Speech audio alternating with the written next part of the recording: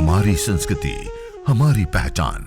यज्ञ, योग, आयुर्वेद सदा रहे हमारे साथ। भारत के प्राचीन ग्रंथों एवं आधुनिक विज्ञान का दिव्य संगम, यज्ञ महिमा।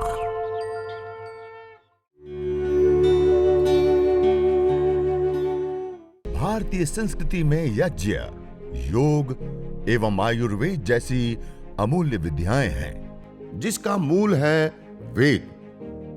इतिहास की ओर दृष्टि डालें तो भगवान राम, भगवान कृष्ण से लेकर राजा महाराजाओं, ग्रामवासियों व अरण्यवासी ऋषियों की कुटियों तक नित्य व नैमित्तिक यज्ञों का प्रचलन देखने को मिलता है। एक बहन दिव्या जी मुंबई में रहती है। उनको पिट्यूटरी ग्लैंड में गांठ हो गई। उनका एमआरआई आदि हुआ, पता चला। जब डॉक्टरों के पास अलग अलग बड़े बड़े हॉस्पिटलों में वो गए, कोई उस केस को लेने को तैयार ही नहीं कि इसका कोई उपचार ही नहीं है। अंतिम में एक अपोलो हॉस्पिटल मुंबई में उन्होंने कहा कि हम इसका ऑपरेशन कर सकते हैं, लेकिन वो सक्सेस ऑपरेशन नहीं होता है इसका। ये इतना क्रिटिकल ऑपरेशन होता है कि ये ऑपरेशन करने पर ये कोमा में चली ही जाती है। 5% केवल मात्र चांस है कि ये कोमा में ना जाए, और कोमा में नहीं भी गई तब भी वो जीवन भर सुन, देख और उनकी स्मृति शक्ति वापस नहीं आएगी। वो सारी नसें उनकी डैमेज हो जाएगी। अब और कोई उपचार है नहीं। अब क्या करें? माता पिता लाचार होते। उन्होंने उनका ऑपरेशन किया और वास्तव में वो कोमा में चली गई। और कोमा में जाने के बाद जितनी दवाइयाँ, उपचार, ये सारी चीज़ की, उसका इतना साइड इफेक्ट और ये सब हुआ। हाथ पैर पूरे टेढ़े मेढ़े हो गए, आंखें उतनी उनकी बाहर आ गई थी। बाहर ऐसे प्रोजन करो, हम देखें तो हमारी रूह कांप जाए। और डॉक्टर लोगों ने उनके कफ निकालने के लिए एक होल करके नली डाल दी। श्वास के लिए अलग से मशीन लगा करके यहाँ से गले से श्वास नली डाल करके अलग से श्वास उनको देते थे। नासिका से नली डाल करके उनको भोजन देते थे। मल मूत्र की नलियाँ लगी। ऐसी अवस्था में वो 7 महीने, 3 महीने आईसीयू में और टोटल 7 महीने वो कोमा में रही। कितने? और 4 से अधिक हॉस्पिटलों में उसको अलग अलग जगह पे अलग अलग ट्रीटमेंट दिए गए। 30-35 लाख से अधिक खर्च कर दिए। और अंतिम में डॉक्टर लोगों ने कहा कि अब इसका कुछ नहीं हो सकता है। आप इनको दया मृत्यु कहते हैं ना, एक कि अब इसको इस शरीर से मुक्ति मिल जाए तो एक कष्ट से वो हो जाए, दूसरा जन्म मिल जाए, ऐसे कि इस अवस्था में डॉक्टर लोगों ने उनको छोड़ दिया। माता पिता उस अवस्था में 5-7 नलियों के साथ कोमा अवस्था में घर पे लेकर के आए। और जिस समय घर पे लेकर के आए उस समय हमने कहा कि कोई नहीं, वो श्वास तो ले ही रही है, आप उसके कमरे में यज्ञ करना शुरू कीजिए। आप आश्चर्य करेंगे, उस समय कोई दवाई नहीं, कोई किसी भी प्रकार का कोई उपचार नहीं, क्योंकि पहले ही वो सब चीज़ कर चुके थे। जो कुछ किया जा सकता है सब कर चुके थे। उस समय उनके कमरे में यज्ञ करना शुरू किया। और आप आश्चर्य करेंगे, धीरे धीरे धीरे प्रतिदिन सुबह और सायंकाल 8 दैनिक यज्ञ जो आपको कराया वो, और उसके साथ गायत्री मंत्र से कुछ विशेष आहुतियाँ प्रदान करके आधा घंटा यज्ञ किया और उसी में उनको रखा। 3 महीने पूरे होते होते उनकी गले में जो ऑक्सीजन की मशीन लगी थी वो हट गई, खाने की नली हट गई, पेशाब पानी की नलियाँ हटने लग गई, उनके हाथ पैर सब हिलने लगे, आंखें सुव्यवस्थित होने लगी, जो पूरी आंखें बाहर आ चुकी थी। और 6 महीने पूरे होते होते वो चलने फिरने घूमने लग गई। और पिछली 25 तारीख को यहाँ पे आई थी। ये जो हम यज्ञ करते हैं, हवन करते हैं, अग्निहोत्र करते हैं, उससे जो गैसें बनी, उन गैसों के अंदर उनकी बीमारी को ठीक करने के लिए जो कंपोनेंट्स चाहिए वो अवेलेबल फॉर्म के अंदर वायुमंडल में आए। और 24 घंटा श्वास ले रही है ना, उन्हीं के कमरे में यज्ञ किया। श्वास तो हम 24 घंटे ले रहे हैं ना, 24 घंटे वो कंपोनेंट्स गए। और उसका ये परिणाम हुआ कि जब मॉडर्न साइंस कुछ नहीं कर सका, आज इतना आगे बढ़ चुका है, इतना सब कुछ हो चुका, उसके बाद भी कुछ नहीं कर पाया, वैसे केस भी बैठे हो गए। और ऐसे एक दो नहीं, आज हमारे पास सैकड़ों ऐसे केस है, कैंसर के, अस्थमा के, लंग फाइब्रोसिस जिसको लाइलाज बीमारी कही जाती है, ऑटो इम्यून डिजीज जिसको कहा जाता है, MND और मस्कुलर डिस्ट्रोफी। हमने ऐसे केस देखे। एक भूज में भाई आनंद जी, उनकी करीब 20-22 साल की उम्र है और उनको 12 या 14 साल में मस्कुलर डिस्ट्रोफी डिटेक्ट हुआ और धीरे धीरे धीरे वो उनका शरीर कार्य करना बंद करने लग गया। और उन्होंने जितने उपचार हो सकते सब मतलब प्रयास करते हैं। जीवन बचाने के लिए क्या नहीं करता व्यक्ति, सब कुछ उनके माता पिता ने किया, और उसके बावजूद भी उसके शरीर में कोई असर उन दवाइयों का नहीं हो रहा था, और उल्टा जो दवाइयाँ ले रहे थे उनके कई सारे साइड इफेक्ट भी उनको मिले। और अंततोगत्वा धीरे धीरे वो बेड के ऊपर, और पिछले 4 साल से बेड के ऊपर था। कितने? और माता पिता सब बिल्कुल हार चुके थे कि अब कोई दवाई कोई कुछ असर ही नहीं हो रहा है, कुछ काम ही नहीं हो रहा है। और उस समय हमने वहाँ पे अहमदाबाद में भूज में हमारी बहन जिग्ना जी ने वहाँ पे अपना यज्ञ एवं योग साधना केंद्र हमने खोला, उद्घाटन किया। उस समय उनको सूचना मिली कहीं सोशल मीडिया से, और वो आए क्या कि यज्ञ में इसका भी कुछ हो सकता है। हमने कहा ये ज्योतिष आदि हवन सामग्री, मेध्य हवन सामग्री और सारी चीज़ों का प्रयोग कीजिए। आपने इतनी सारी चिकित्साएं अपनाई तो ये भी आप करके एक बार देखिए। और उन्होंने करना शुरू किया। आप आश्चर्य करेंगे, धीरे धीरे 15 दिन बीते। 15 दिन में उनके शरीर के अंदर थोड़ा सा एनर्जी सा लगने लगा, उनके हाथ से हिलने लगे। तो उनकी माता जी को इतना मतलब आश्चर्य हुआ कि हम इतने सालों से इतनी सारी दवाइयाँ कर चुके, कभी कोई पॉजिटिव असर ही नहीं हुआ, और इसमें 15 दिन में इतना। और उनकी माता जी ने सुबह शाम 1-1 घंटा उनके कमरे में यज्ञ करना शुरू कर दिया, और विशेष रूप से वो हवन सामग्री और अपामार्ग आदि का प्रयोग किया, गुगुल आदि की धुनी की। और आप आश्चर्य करेंगे, जो भाई 4 साल से बेड के ऊपर था, एक जगह से दूसरी जगह पे उनको खुर्ची पे, बेड से खुर्ची पर बिठाने के लिए 2-2 लोग लगते थे, वो केवल 1.5 महीने लगातार यज्ञ करने पर वो बैटिंग और कीपिंग करता था।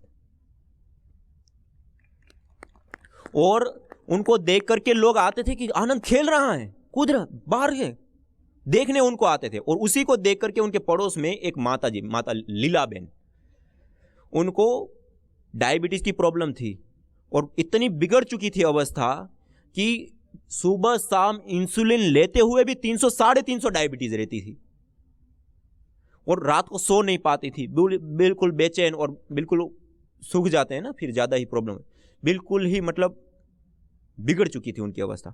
उन्होंने उनको भी बिठाया अपने साथ 1-1 घंटा यज्ञ में, और उसके बाद उनको वहाँ रखा। आप आश्चर्य करेंगे, 1 महीना पूरा होते होते वो माता जी का इंसुलिन भी बंद हो गया, उनकी कॉम्प्लिकेशन भी बंद हो गई, और सामान्य जीवन जीने लगी। और उन्हीं के पास में एक नैना करके एक छोटी सी बेटी अस्थमा के पंप लेती थी, उन्होंने उसको भी बिठाया, उसके अस्थमा के पंप छूट गए। और ऐसी तो कितनी घटनाएं हैं, मेरी सुनाने लगूँ तो ये खूब सारी ऐसी घटनाएं और खूब ऐसे केस हमने देखे। जब हमने यहाँ पे अहमदाबाद में खोला, वहाँ पर भी इस प्रकार का जब लोगों को ट्रीटमेंट दिया, वहाँ पे भी ऐसे हमने मुंबई में घाटकोपर पाटीदार वाड़ी में, वहाँ पे भी हमने यज्ञ एवं योग साधना केंद्र, वहाँ पे एक बहन शिल्पा जी, उनको लंग एक होता है क्रोनिक अस्थमा, वो ठीक नहीं होता, दूसरा होता है लंग फाइब्रोसिस, इसको तो WHO ने ही लाइलाज घोषित करके रख दिया है। अब उसमें कोई भी दवाई लेने पर मतलब उनको पहले 1 साल पहले से डिटेक्ट हुआ था, 1 साल से वो दवाइयाँ लेते हुए सब कुछ करते हुए भी ठीक नहीं हो पा रहा था, और धीरे धीरे कंडीशन खराब हो रही थी। और उनका अंतिम में ऐसी स्थिति आ गई कि 2 सीढ़ी भी चढ़ गई तो वो वहीं पे टूट जाती थी।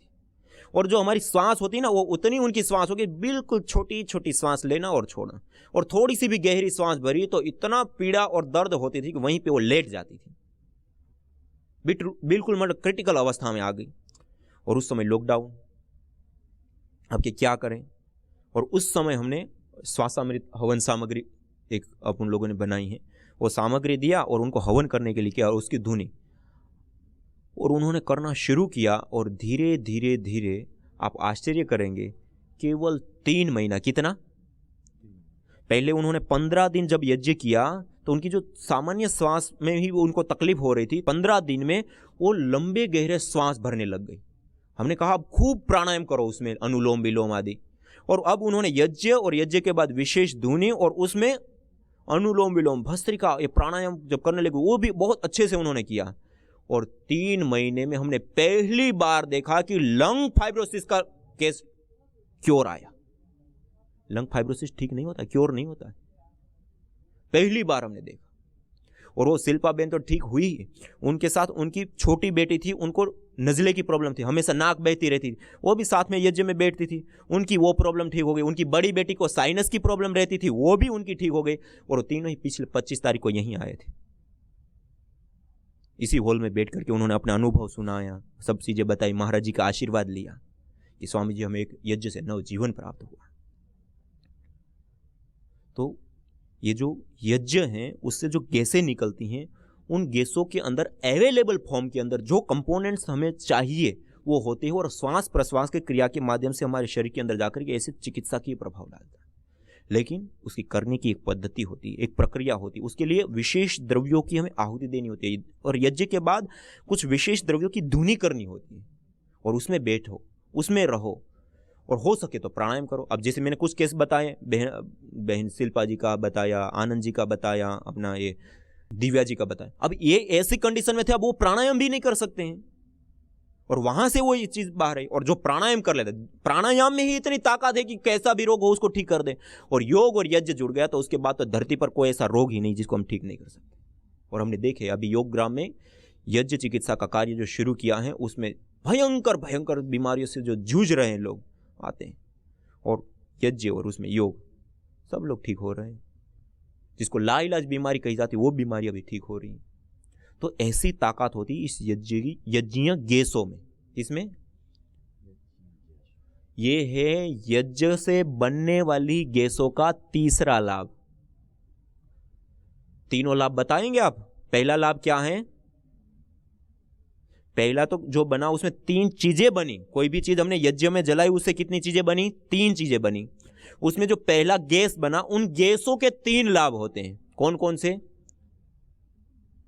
पहला, केमिकल प्रदूषण को दूर करना, जिसके कारण से 70 लाख लोग मर जाते हैं, उसको हम बचा सकते हैं।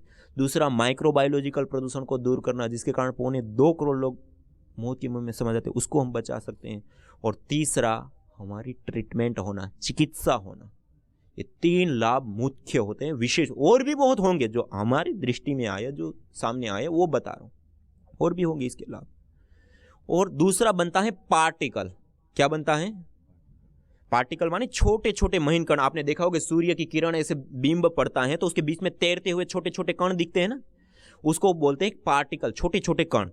अब ये जो छोटे कण होते हैं 2.5 से लेकर के 10 तक के जो कण होते हैं हमारी श्वास नली से लेकर के फेफड़ों तक में रुकते हैं, और उससे भी जो छोटे महीन कण होते हैं वो हमारे ब्लड के साथ मिल जाते हैं फेफड़ों के माध्यम से। तो ये जो पार्टिकल बनते हैं, यज्ञ में भी वो पार्टिकल बनते हैं, जहां हम यज्ञ करते हैं उससे भी वो पार्टिकल बनते हैं। अब वो पार्टिकल जब वायुमंडल के अंदर आते हैं तो उसके भी 3 विशेष लाभ होते हैं। कितने विशेष लाभ? और भी लाभ होंगे, लेकिन 3 विशेष जो दृष्टिगोचर होते हैं। उसमें सबसे पहला लाभ होता है, देखिए हम जिस वायु के समुद्र के अंदर श्वास लेते हैं उसमें 2 प्रकार के कण पाए जाते हैं। कितने? एक होता है धन आवेशित कण, धनायन कण, और एक होते हैं ऋण आवेशित कण, ऋणायन कण। और ये जो 2 कण होते हैं उसमें जो धन आवेशित कण होते हैं वो सामान्य रूप से जहां भीड़ भाड़ वाला इलाका है, औद्योगिकीकरण है, जहां पे बहुत ज्यादा मात्रा में उद्योग और ऐसी शहरीकरण बसा हुआ है, वहां पे स्वाभाविक रूप से वो अधिक मात्रा में पाए जाते हैं। और उसमें रहने पर हमारे शरीर के अंदर ब्लड सीरोटिन की मात्रा बढ़ जाती है। क्या बढ़ती है?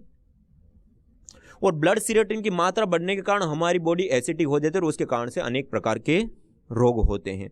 और कोई रोग हो गया है तो दवाई लेने पर भी वो जल्दी से ठीक नहीं होता है।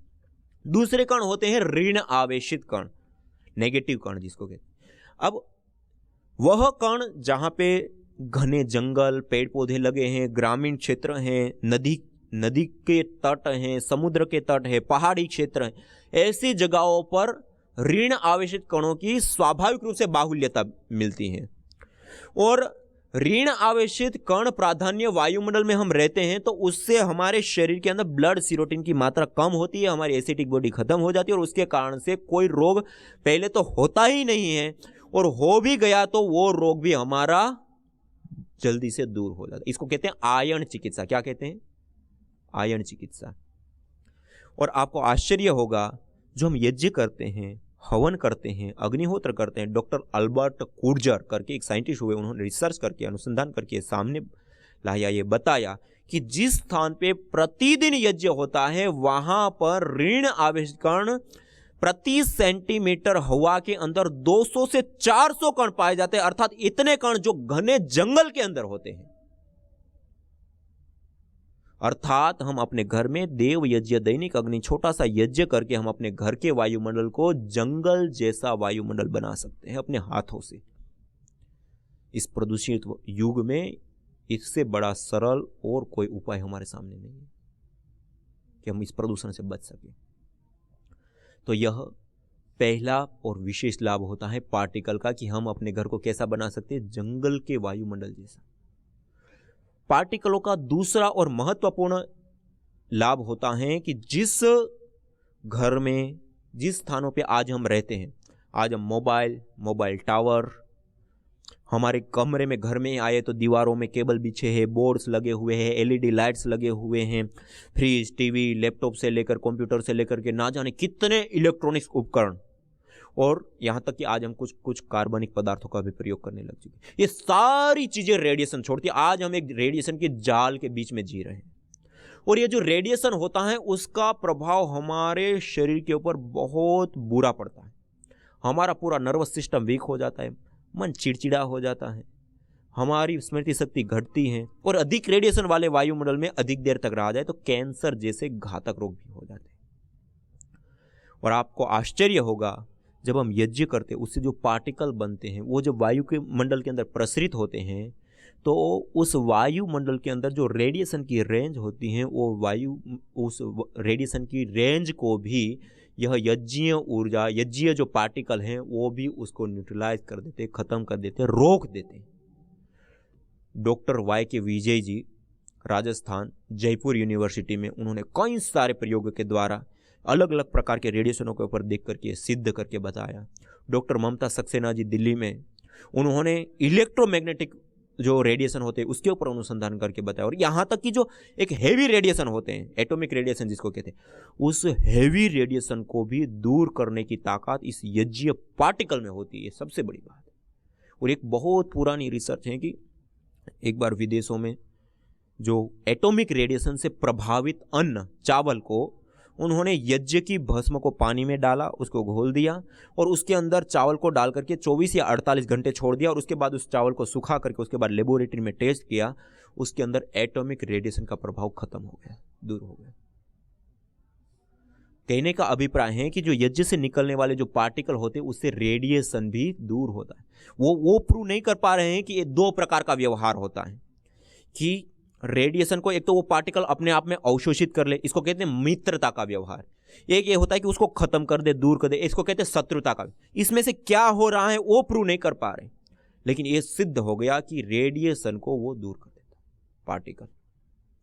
ये आज की पूरी दुनिया की सबसे बड़ी समस्या है और उसका समाधान है यज्ञ। यह है पार्टिकल का दूसरा और महत्वपूर्ण लाभ। और तीसरा, जैसे मैंने शुरुआत में ही बताया, हम जो श्वास प्रश्वास की क्रिया करते हैं 2.5 से लेकर 10 तक के जो पार्टिकल, नैनो पार्टिकल होते हैं वो हमारे लंग्स तक रुकते हैं, लेकिन उससे भी जो नैनो पार्टिकल होते हैं वो हमारे ब्लड में मिल जाते हैं। इसलिए आप सब लोगों ने सुना होगा, देखा होगा, जो लोग ज़्यादा शहरों में रहते हैं और ज़्यादा पोल्यूशन वाले एरिया में रहते हैं जहाँ पेट्रोल और डीजल वाली चीज़ें ज़्यादा मतलब प्रयोग होती है, वाहनों का प्रयोग होता है, उस वायुमंडल के अंदर हेवी पार्टिकल अधिक मात्रा में हो जाते हैं, और वहाँ जो लोग रहते हैं उनके खून के अंदर वो हेवी पार्टिकल पाए जाते हैं, और उसके कारण गांठें हो जाना, कैंसर हो जाना और कई सारी प्रकार की बीमारियां होती हैं। जैसे वो पार्टिकल होते हैं वो बेड पार्टिकल होते हैं, वो गया तो बीमारी पैदा करेगा। इसी प्रकार जब हम यज्ञ करते हैं उसमें सजीव ईंधन, औषधीय द्रव्यों को जलाते हैं, उसके अंदर उड़नशील जो तेल, एरोमेटिक ऑयल्स होते हैं, उसके बॉन्ड्स होते हैं, वो पार्टिकल जब जाते हैं तो वही इसी प्रकार अंदर जाकर के हमें चिकित्सा की प्रभाव देने का कार्य करता है। जो मैं कुछ केस आपको बताएं, उन केसों के माध्यम से आप उसको वो कर सकते हैं, समझ सकते हैं कि वो पार्टिकल जाकर के हमारी चिकित्सा। ये पार्टिकल के महत्वपूर्ण और विशेष 3 लाभ होते हैं। मैं फिर से मुख्य विषय को दोहराता हूं, कोई भी चीज को हम जलाते हैं तो उसका सर्वथा अभाव, अपितु हम उसका नाश नहीं कर, अपितु उसको रूपांतरित कर रहे हैं। क्या कर रहे हैं? रूपांतरित। जब वो रूपांतरित होता है तो 3 रूपों में हमारे सामने आता है, पार्टिकल, गैस, एनर्जी। और पार्टिकल के रूप में आता है उसके 3 लाभ। पहला, रेडिएशन को दूर करना, दूसरा धनावेशित ऋणावेशित कणों को बढ़ना घटना, उससे ब्लड सीरोटिन का बढ़ना या घटना और उससे स्वास्थ्य या स्वास्थ्य की हानि। और तीसरा वह पार्टिकल हमारे भीतर जाकर के हमें चिकित्सा के प्रभाव देते हैं। गैस बनती हैं, उससे पहला वायु प्रदूषण को ठीक करना, पहला तो वायु प्रदूषण को ठीक करना, दूसरा माइक्रोबायोलॉजिकल प्रदूषण से बचाव और तीसरा हमारी चिकित्सा करना। अब तीसरा और महत्वपूर्ण और विशेष लाभ आपके सामने रखने चाहता हूं, वह होता है एनर्जी, ऊर्जा। जिस स्थान पे, जिस जगह पे हम प्रतिदिन यज्ञ करते हैं, उस स्थान को कहा होत्री सदनम हरितम हिरण्ययम, वेदों में कहा। वह स्थान देवालय सा दिव्य हो जाता है, पवित्र हो जाता है, सुगंधित हो जाता है, निरामय हो जाता है, वहां दैवीय शक्तियों का वास होने लगता है। और कहा वसोह पवित्रमसि द्योरसि पृथ्वीरसि मातरि स्वानो धर्मोसि परमेण धामना दृहस्व माँ वारमाते यज्ञपति। जिस स्थान पे यज्ञ होता है, परमेण धामना दृहस्व कहा, वो परम धाम जैसा बन जाता है, शुद्ध हो जाता है, पवित्र हो जाता है। वहां रहने मात्र से हमारी चिकित्सा, तन की, मन की पवित्रता, ये सारी चीजें आने लगती है। अब इसके ऊपर तो कुछ रिसर्च इस प्रकार की है नहीं, लेकिन कुछ केसों से हम बता सकते हैं। एक बहन वनीता जी बेंगलोर में रहती हैं। उनको खाते समय सुबह में वो नाश्ता कुछ कर रही थी और अचानक से कुछ झटका सा आया, आचका सा आया और अचानक से उनका खाना पीना और बोलना तीनों चीजें चौक, अर्थात उसका गला पूरा चौक हो गया एकदम से, एक झटके के साथ। उनको नज़दीक में ही कोई बड़े हॉस्पिटल में उन्होंने एडमिट किया। MRI, CT स्कैन से लेके अलग अलग रिपोर्ट कराई, किसी रिपोर्ट में कुछ ना मिले। समस्या ऐसी की वैसी, ना खा पा रही, ना पी पा रही, ना बोल पा रही। दूसरे हॉस्पिटल, तीसरे हॉस्पिटल, 6 हॉस्पिटलों में बताए, कितने, बेंगलोर जैसे बड़े शहर में बड़े बड़े हॉस्पिटलों में 6 हॉस्पिटलों में दिखाएं और सब रिपोर्टें बार बार दोहराए, सब प्रकार का सब कुछ टेस्ट, सब कुछ करने के बाद भी कुछ ना आए शरीर में। और अंधे में जो डॉक्टर लोगों ने वैसे भी दवाइयाँ दी, उससे भी कुछ ना हो। उनके भाई मुंबई में रहते हैं, उन्होंने कहा बहन हमारे घर पे यहाँ, जब हम यहाँ मुंबई में कुछ बड़े हॉस्पिटलों में दिखाते, यहाँ कुछ हो जाए। वहाँ गए, वहाँ जाने के बाद भी उन्होंने कई हॉस्पिटलों में जाकर फिर से MRI, CT स्कैन से लेके जो भी शरीर के अलग अलग रिपोर्टें, सब टेस्ट, सब कुछ करा चुके। वहाँ पे भी 6 हॉस्पिटलों में, कुल मिलाकर के 12 हॉस्पिटल घूमे और उसके बावजूद भी ये पता नहीं चला कि इसको क्या रोग है। और जो डॉक्टर लोगों ने अंधे में दवाई दी, वैसे तो निगल नहीं पा रही थी, कुछ खा नहीं पा रही थी, कुछ नली के माध्यम से ऐसे अलग अलग प्रक्रिया से उनको दवाइयाँ दी, उनके भी उनको साइड इफेक्ट हो, कोई असर ही ना हो। और इतना खुद भी परेशान, परिवार के लोग, अब करे क्या, ना कोई दवाई काम करे, ना रिपोर्ट में कुछ हो रहा है। और 1 महीना और 8 दिन बीत गया इसी चक्कर में, और 12 से ज़्यादा किलो वजन उसका कम हो गया इतने ही समय में। सब लोग चिंतित, परेशान। और उस समय उनको कहा कि जिस स्थान पे प्रतिदिन यज्ञ होता है, उनके भाई के घर पे प्रतिदिन यज्ञ होता है सुबह और शाम, पिछले 8-10 सालों से, उनको उस स्थान पे ले गए। उनको कहा आप वहीं पे रहिए और प्रतिदिन सुबह शाम 1-1 घंटा गायत्री मंत्र से विशेष यज्ञ कीजिए और उसके बाद वहीं बैठ करके अनुलोम विलोम आदि करके उस ऊर्जाओं को लीजिए। और आप आश्चर्य करेंगे, जो बड़े बड़े 12 हॉस्पिटल, कई लाख रुपए, कई सारी रिपोर्ट, कई सब कुछ जो मॉडर्न साइंस में किया जा सकता है, करने के बाद कुछ नहीं हुआ, रोग ही डिटेक्ट नहीं हुआ। जो एक खाना भी उसका चालू नहीं कर पाए, उस बहन को हमने यज्ञ चिकित्सा दिया, उनको प्रतिदिन यज्ञ कराए। केवल मात्र 3 दिन में वो बहन की आवाज आ गई, खाना खाने लग गई और नॉर्मल हो, केवल 3 दिन। हमने कभी ऐसे केस नहीं देखे थे। और इन केसों से हमारे सामने जो चीज़ें आई, उसके बाद हमने और भी बहुत सारे कार्य प्रारंभ किए, अनुसंधान से लेकर के उसके अलग अलग प्रोडक्शन से लेकर के, और आज तो ना जाने कितने कितने लोग इस यज्ञ चिकित्सा को अपना करके अपने जीवन को पाए। तो ये जहाँ पे यज्ञ होता है, वह स्थान भी ऐसा हो जाता है जहाँ रहने मात्र से हमारा उपकार होने लगता है। तो इस प्रकार से जो यज्ञ करते हैं, हवन करते हैं, उसके अनेकों लाभ है, अनेक इसके प्रभाव हैं, और इसकी एक पद्धति है, एक प्रक्रिया है, और उस तरीके से हम करते हैं तो उसके लाभ भी होते हैं। इसलिए हमारे प्राचीन काल में हम देखें तो यज्ञ की बहुत बोलबाला और बहुत बड़ी मात्रा में प्रचलन थे। घर घर में यज्ञ होते थे, यज्ञ से ही पूजा पाठ हुआ करते थे। आज की तरह हम धूप दीप आदि नहीं करते। तो इस प्रकार से यह जो यज्ञ करते हैं, हवन करते हैं, उससे विशेष लाभ होते हैं। तो आज कुछ चीज़ें आपके सामने रखने का प्रयास किया।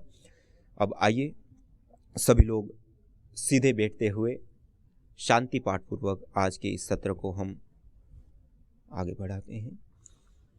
ओम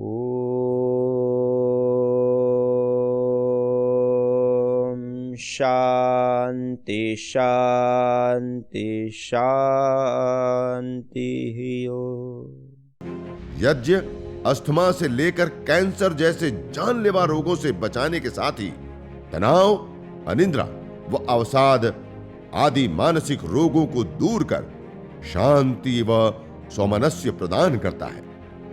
यज्ञ से विषैली गैसों में भारी मात्रा में कमी आती है व जानलेवा बैक्टीरिया, वायरस, फंगस आदि नष्ट होते हैं एवं रेडिएशन को भी कम करता है। यज्ञ भूमि की उर्वरा शक्ति एवं फसलों में एक्टिव कंपाउंड को बढ़ाता है तथा रोगों की रोकथाम भी करता है। यज्ञ कृषि से उत्पन्न अन्न, फल आदि उत्तम पोषक तत्वों से युक्त एवं स्वादिष्ट होते हैं। यज्ञ उत्तम वर्षा करने वाला तथा जलाशयों का शोधन करने वाला होता है। यज्ञ जड़ एवं चेतन दोनों में सात्विकता का संचार करता है।